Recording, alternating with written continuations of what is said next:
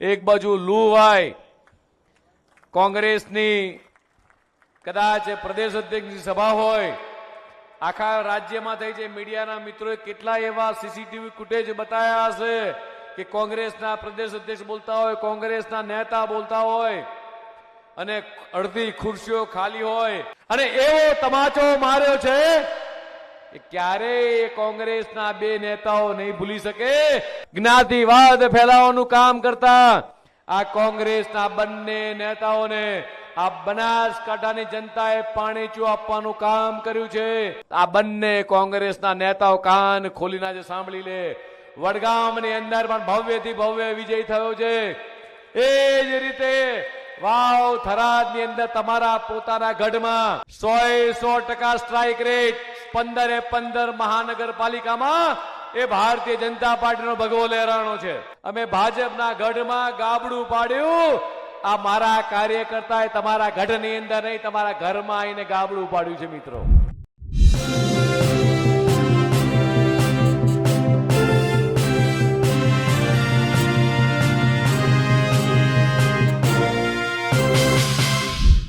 સ્થાનિક સ્વરાજની ચૂંટણીઓમાં ખાસ કરીને બનાસકાંઠા અને વાવ થરાદમાં કોંગ્રેસનું રકાસ નીકળી ગયું, એટલે કે ભારતીય જનતા પાર્ટીનું ત્યાં પ્રચંડ વિજય થયો। સ્વાભાવિક છે, એટલા માટે જ ભાજપે ત્યાં વિજય ઉત્સવનો કાર્યક્રમ રાખ્યો।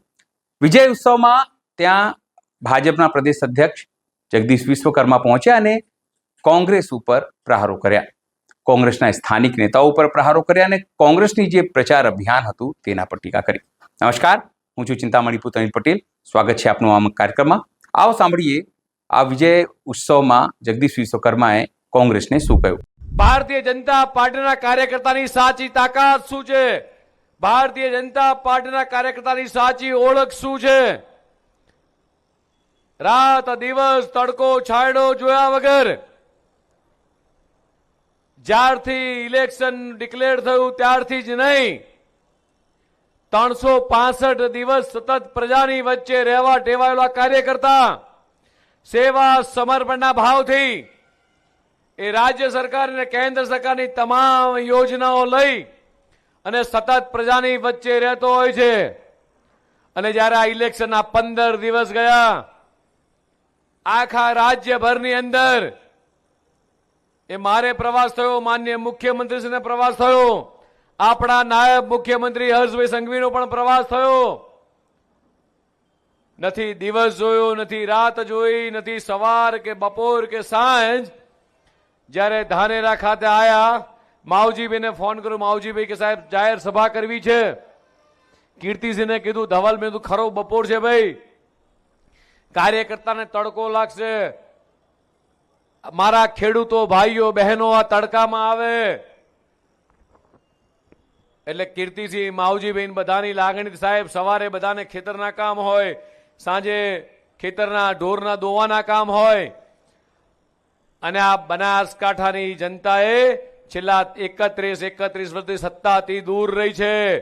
આપણા કુસુમબેન ને કુમુદબેન 31 વર્ષ પહેલા એ જિલ્લા પંચાયતના પ્રમુખ બન્યા હતા, ત્યારથી લઈને બનાસની જનતા એ સતત એ વિકાસની જોડે ઉભા રહેવાનો પ્રયાસ કર્યો છે। તમે ખરા બપોરે આવશો તો અપ્રિયમ પ્રેમ એ તમને અદ્ભુત પ્રેમ મળશે। અને ધાનેરા ખાતે જ્યારે બપોરે 3 વાગે પહોંચ્યો, એક બાજુ લૂવાય કોંગ્રેસની કદાચ પ્રદેશ અધ્યક્ષની સભા હોય, આખા રાજ્યમાં થઈ છે। મીડિયાના મિત્રોએ કેટલા એવા સીસીટીવી ફૂટેજ બતાવ્યા હશે કે કોંગ્રેસના પ્રદેશ અધ્યક્ષ બોલતા હોય, કોંગ્રેસના નેતા બોલતા હોય અને અડધી ખુરશીઓ ખાલી હોય। અને એ દિવસે મેં મંચ ઉપરથી કીધું હતું કે આ પહેલી સભા એવી છે કે જ્યાં ગાડી સભા ચાલુ થઈ, ભાષણ ચાલુ થઈ જાય મારું અને ખુરશીઓ પાથરવી પડે।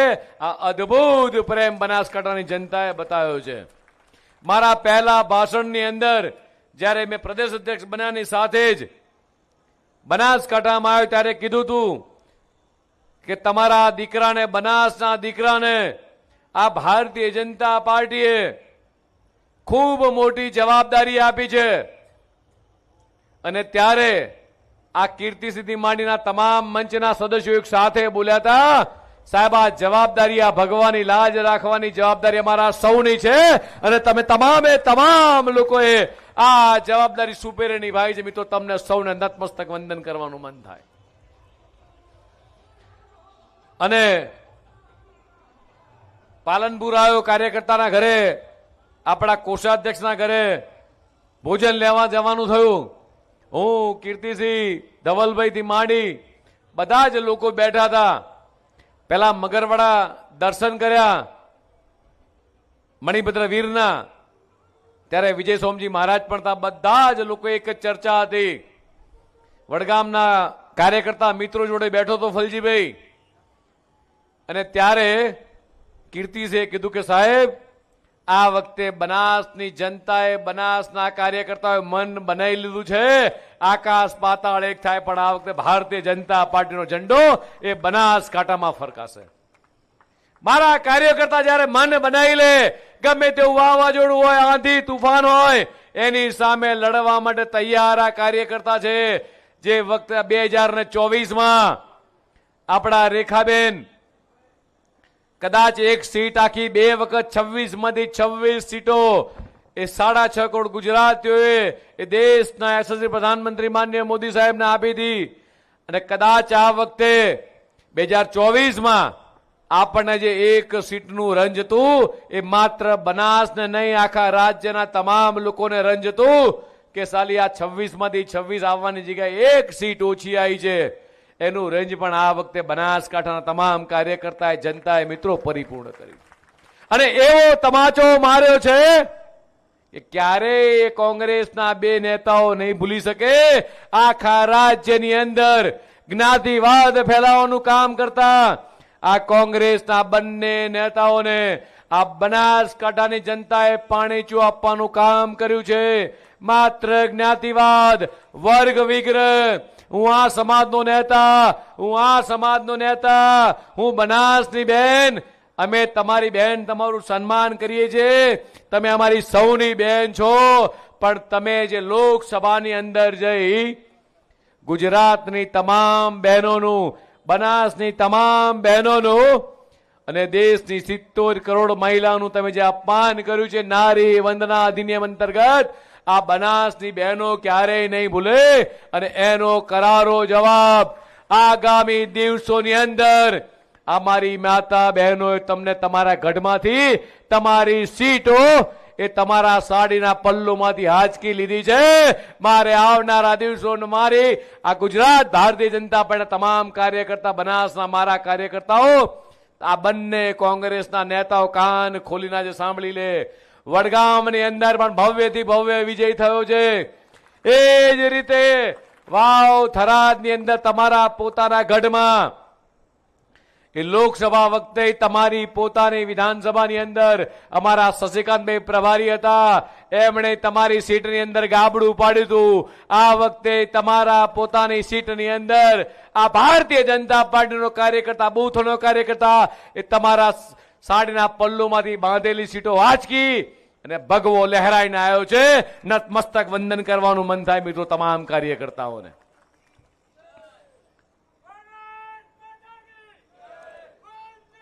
આ ગુજરાતની અંદર તમામ મીડિયાના મિત્રો કે સોશિયલ મીડિયા કે કોંગ્રેસના જેટલાય નેતાઓ કહેતા હતા, આમ તો ઘણા બધા મીડિયાના મિત્રોએ વાવાઝોડું આંધી જોઈ છે, એટલે એમણે મન બનાવી લીધું હતું કે આ વખતે ફરીથી એ ભગવો લહેરાવાનો છે એવું એમના મનમાં નિશ્ચિત હતું. આપણા બધાના મનમાં તો હોય, કાર્યકર્તાના મનમાં, પણ જ્યારે એક આખો નેરેટિવ સેટ થાય અને એ નેરેટિવના કારણે રાજ્યની અંદર મિત્રો આજે એવું કહું કે મહાનગરપાલિકા, આખા રાજ્યની 15 મહાનગરપાલિકા એટલે કોર્પોરેશનની અંદર 100% સ્ટ્રાઇક રેટ 15 મહાનગરપાલિકામાં એ ભારતીય જનતા પાર્ટીનો ભગવો લહેરાણો છે. નગરપાલિકા, આખા રાજ્યની 84 નગરપાલિકા 90% કરતા વધારે સ્ટ્રાઇક રેટ 76 ની અંદર ભારતીય જનતા પાર્ટીનો ભગવો લહેરાણો છે. જિલ્લા પંચાયતની સીટો 34 માંથી 33 એટલે 97% સ્ટ્રાઇક રેટ. મિત્રો આ નાની ઘટના નથી, ના ભૂતો ન ભવિષ્યથી. તાલુકા પંચાયત એ પણ 260 માંથી 229 એટલે 88.5% જેટલો સ્ટ્રાઇક રેટ. મિત્રો એટલે કુલ 393 એકમોની અંદર 393 એકમોમાં 10,000 જેટલા કાર્યકર્તા ચૂંટણી લડતા હતા. મિત્રો આખા રાજ્યની અંદર 90% કરતા વધારે સ્પષ્ટ અને જંગી બહુમતીથી એ ભારતીય જનતા પાર્ટીનો વિકાસનું જન સમર્થન. મિત્રો આ ભારતીય જનતા પાર્ટીના કાર્યકર્તાઓ દ્વારા આ ગુજરાતની 6.5 કરોડ જનતાએ એ વિકાસને જન સમર્થન આપ્યું છે. દેશના યશસ્વી પ્રધાનમંત્રી માનનીય મોદી સાહેબને જન સમર્થન આપ્યું છે. આ તમામે તમામ 6.5 કરોડ ગુજરાતીઓનો મિત્રો આભાર માનવાનું મન થાય.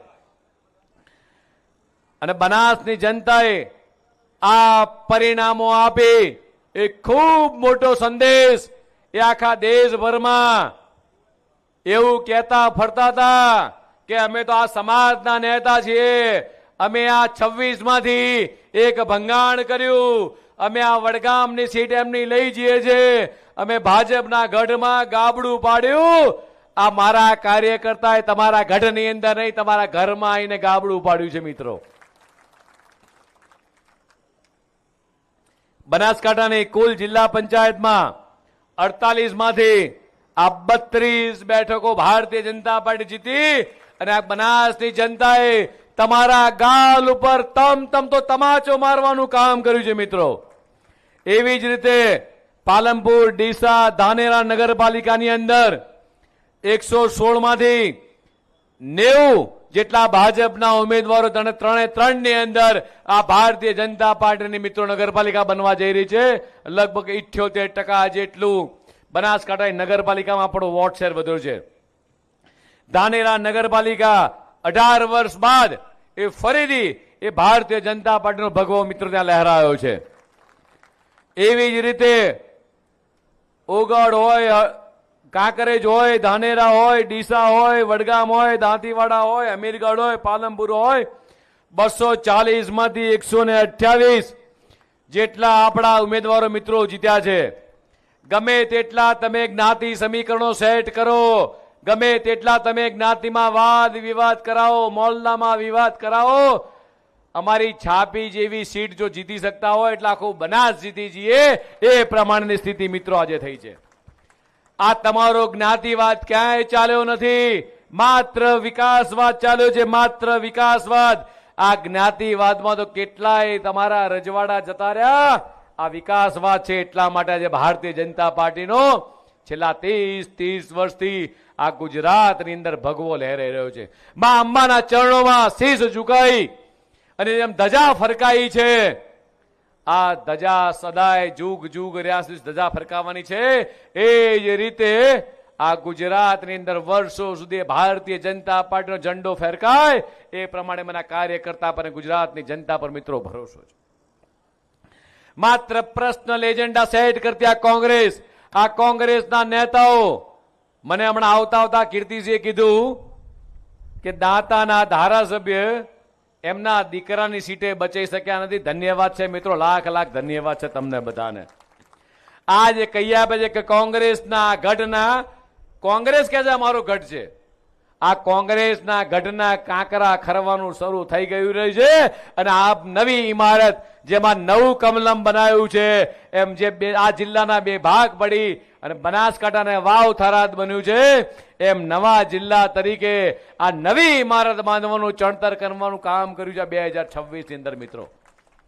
અને ત્યારે મિત્રો એવું કહેવાય કે 31 વર્ષ બાદ જે રીતે સ્પષ્ટ બહુમતીથી મારો આદિવાસી સમાજો, એસસી અને તમામ સમાજના લોકોને મિત્રો એ અભિનંદન આપવાનું મન થાય કે તમે આ વખતે એ રંગ રાખ્યો છે. ને કેસરિયાનો રંગ રાખવામાં કદાચ કોઈનો ફાળો હોય તો ભારતીય જનતા પાર્ટીના કાર્યકર્તાનો. બનાસકાંઠા જિલ્લાની એ પંચાયતની તમામ 5 બેઠકો હમણાં ઉભો થતા પ્રવીણભાઈ યાદ કરાયું. મનકે સાહેબ એસસી સમાજની અનામત બેઠકો ઉપર આ 5 સીટો પર એ ભારતીય જનતા પાર્ટીનો ભવ્યથી ભવ્ય વિજય થયો છે. હું ને પ્રવીણભાઈ વાતો કરતા હતા કે પ્રવીણભાઈ મને કે સાહેબ આખી વિકાસની લહેર એ બનાસકાંઠામાં ફરી વળી છે. એ પછી ખેત તલાવડી હોય કે 5,000 કરોડ રૂપિયાના કારણે સુજલામ સુફલા યોજના હોય કે ડીસા, ધાનેરા, કાંકરેજ, દાંતીવાડા, પાલનપુર તમામ તાલુકાના પાઇપલાઇનનું નેટવર્કનું કામ હોય અને કે તળાવ ભરવાનું કામ હોય તો આ વિકાસની લહેર એ લોકોએ એ ઘેર ઘેર પાણી આપવાનું કામ કર્યું છે. અને એટલા માટે મિત્રો ચોક્કસ કહીશ, આ બનાસ એટલે ખેતીવાડીનો જિલ્લો, આ બનાસ એટલે સહકારિતાનો જિલ્લો, આ બનાસ એટલે શ્વેત ક્રાંતિનો જિલ્લો, આ બનાસ એટલે પાણીદાર જિલ્લાએ પાણી બતાવ્યું છે, આ બનાસ એટલે યુવા મહિલાનો રોજગારીનો જિલ્લો. અને આ બનાસની અંદર એવું કહેવાય કે વિકાસની જે લહેર ચાલી છે એ લહેર તમે મિત્રો સાબિત કર્યું છે. આ ગુજરાતની 6.5 કરોડ જનતાએ બનાસમાં જીત્યા એટલે એવું થાય કે ઈડરિયું ગઢ જીત્યા બરોબર છે. મિત્રો મારા અહીંયા ચૂંટાયેલા તમામ લોકોને આજે કહેવું છે, મારા જિલ્લા પંચાયતના પ્રમુખ, તાલુકા પંચાયતના લોકો, નગરપાલિકાના લોકોને આજે મારે કહેવું છે મિત્રો કે જેટલી પણ જગ્યાએ જીત્યા છો અને કદાચ જે જગ્યાએ કદાચ આપણને વોટ ઓછા મળ્યા હશે, કદાચ આપણો ઉમેદવાર ત્યાં નહીં જીત્યો હોય, પણ મારી બે હાથ જોડી અને ખૂબ નમ્રતાપૂર્વક અપીલ છે, કીર્તિસિંહને પણ કહું છું, તમામ ધારાસભ્યોને મિત્રોને પણ કહું છું કે આપણે સૌએ જે જગ્યાએ જીત્યા છીએ ત્યાં પ્રજાનો આભાર માનના તો તમે જશો, અચૂકથી જજો. પણ જે જગ્યાએ કદાચ આપણને ક્યાંક સમર્થનમાં અથવા એ લોકો ક્યાંક ભરમાઈ ગયા હશે, બનાસની પ્રજા ભોળી છે, ક્યાંક પેલા છેતરાણા લોકો છેતરી ગયા હશે, ક્યાંક જ્ઞાતિવાદના ભાગલા પડાયા હશે. હું બનાસની બેન છું, બહારથી અમદાવાદનો આવીને કે હું વડગામનો દીકરો છું, આવી રીતે છેતરી ગયા હશે. પણ મારી બે હાથ જોડીને તમામ કાર્યકર્તાને, મારો બૂથ પ્રમુખ હોય, શક્તિ કેન્દ્રનો ઇન્ચાર્જ હોય, મંડળનો અધ્યક્ષ હોય, જિલ્લાના તમામ કાર્યકર્તાને વિનંતી છે, ધારાસભ્યને વિનંતી છે કે જે જગ્યાએ આપણને જન સમર્થનમાં ક્યાંક કદાચ ઓછું આવ્યું છે એમના ઘેર પહેલા જજો, એ મોહલ્લામાં પહેલા જજો, બજેટ ત્યાં પહેલા આપજો, ત્યાં સરકારી કામ માન્ય મુખ્યમંત્રીશ્રીને કહી સરકારી કામ પહેલા કરાવજો. કોઈ મતભેદ રાખતા નહીં, મતભેદ ભલે લોકો રાખતા, વહાલા દલવાની નીતિ ભલે લોકો રાખવા દેજો. તમે કોઈ આ તમામ પ્રજા આપણી છે, આ 6.5 કરોડ ગુજરાતી દેશના યશસ્વી પ્રધાનમંત્રી માનનીય મોદી સાહેબને અતૂટ પ્રેમ કરે છે. ત્યારે ગુજરાતના મુખ્યમંત્રીએ પણ કીધું છે આખા રાજ્યની અંદર જ્યારે આપણને ખૂબ સ્પષ્ટ જંગી બહુમતી મળી છે, જન સમર્થન મળ્યું છે, ત્યારે આ ચૂંટાયેલા લોકોને ફરીથી ટકોર સાથે કહું છું કે પહેલા જે જગ્યાએ કદાચ જન સમર્થનમાં કદાચ ક્યાંક કોઈક ભૂલ વહી ગયું છે ત્યાં પહેલા જજો.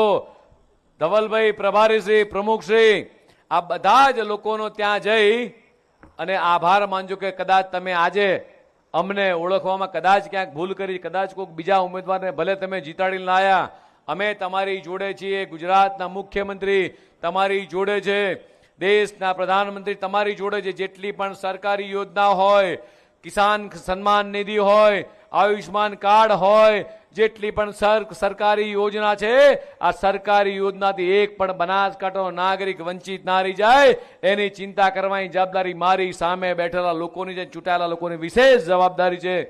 પ્રવીણભાઈ, આપ પણ મંત્રી બન્યા છો, આ તમામ લોકોને એ કાન પકડીને નીચે સુધી લઈ જજો કે મારો કાર્યકર્તા ક્યારેય અભિમાનમાં આવે નહીં. ચૂંટાયેલા લોકો ને મારી વિનંતી છે કે જેટલા ચોપડાઓ મને સન્માનમાં મળ્યા છે, બનાસકાંઠાએ ગઈ વખતે પણ 1 લાખ ચોપડાથી સન્માન કર્યું હતું, આ તમામ ચોપડાઓ એ પ્રજા સુધી દરેક શાળાની અંદર એમનો આભાર માની બાળકોને ચોપડા આપજો. આપણો એક દીકરો કે એક દીકરી ભણેલી હશે મિત્રો, જે રીતે પ્રધાનમંત્રી માનનીય મોદી સાહેબે એ દીકરીને આંગળીએ પકડી અને સ્કૂલે મૂકતી પરિકલ્પના કરો કે દીકરી આજે 25-30 વર્ષની થઈ હશે, એ દીકરી તમે કરો, ડોક્ટર હશે, એન્જિનિયર હશે, વકીલ હશે, તો આ ચોપડાઓ તમામ દીકરા દીકરીઓ સુધી પહોંચે અને માન્ય મોદી સાહેબનું બેટી બચાવો બેટી પઢાઓના અભિયાનને આપણે સૌને સાર્થક કરવાનું છે. મિત્રો, આ સહકારિતા જિલ્લો છે અને આખા ગુજરાતની અંદર એ શ્વેત ક્રાંતિમાં આપણો ડંકો વગાડીએ છીએ. જે રીતે અમિતભાઈ શાહ સાહેબે આ રાજ્યની તમામ પેક્સને મજબૂત કરવાનું, રાજ્યની તમામ રાજ્યોના સહકારી માળખાને મજબૂત કરવાનું કામ કર્યું છે, ત્યારે અહીંયા તમામ સહકારી આગેવાનો છે.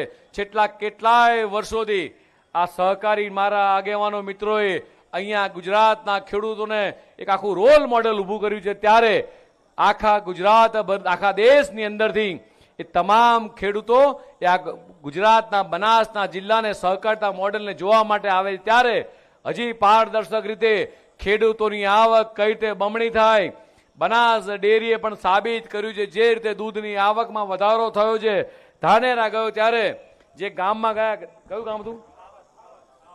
ઠાવાદ ગામમાં ગયા, ત્યાંના સરપંચને મળ્યું. સરપંચ સાહેબે કીધું કે સાહેબ 170 કરોડની આવક એ અમારા ગામની અંદર વર્ષે થાય છે.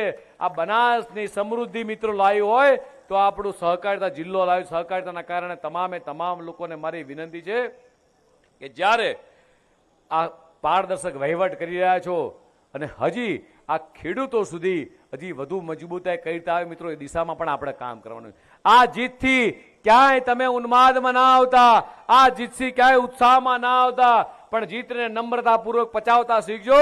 આ જીતને હજી તો માત્ર આપણી શરૂઆત છે. આગામી દિવસોની અંદર 2027ની અંદર કે 2029ની અંદર આપણે ફરીથી જેટલી વિધાનસભા આપણી ગયેલી છે, આ તમામ વિધાનસભા અને લોકસભાને મિત્રો એ લાઈ અને માં અંબાના ચરણોની અંદર આજે સવારે જેમ ફુલાર ચડાયા છે, ત્યારે જેમ મને તમે કમળ આપ્યું છે, આ જે કમળને તમારે મિત્રો માં અંબાના ચરણોમાં આપણે બધા સૌ ભેગા થઈ અને મિત્રો એ ચડાવવાનું છે. મિત્રો, જગદીશ વિશ્વકર્માની વાત સાંભળીને આપણે શું લાગે છે જરૂરથી અમારા કોમેન્ટ બોક્સમાં કોમેન્ટ કરજો. એ સિવાય અમારી યુટ્યુબ ચેનલ લાઈક કરો, સબસ્ક્રાઇબ કરો, બેલ આઇકન દબાવો. સાથે અમારી વેબસાઇટ છે www.gujaratplus.in, ત્યાં પણ જઈને તમે વધુ અપડેટ થઈ શકો છો. અત્યારે માટે બસ આટલું જ. નમસ્કાર.